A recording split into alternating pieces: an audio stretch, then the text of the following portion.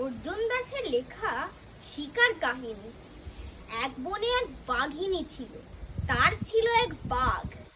দোলের দিনে ভাগ্নে শিয়াল মাখিয়ে দিল ভাগ।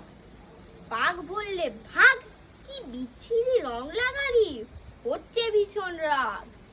শিয়াল বলে, দোহাই মামা, সাফ করে দাও, রাগ করো না, গন্ধ সাবান আনছি কিনে, উঠবে রঙের দাগ।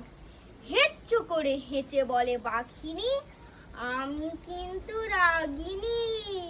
ভালোই হলো, কখনো তো সাবান টাবান মাখিনি। হাগের ধুলো নাকে গেল, তাই যা একটু হেঁচি হলো, সামাল দিতে পারিনি। সেই থেকে সেই বাঘ বাঘিনী সাবান ছাড়া নাই না।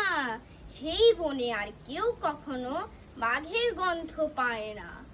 মামা এখন চুপি সারে, যখন তখন শিকার ধরে। সেই বনে আর কেউ কখনো খিদে কষ্ট পায় না।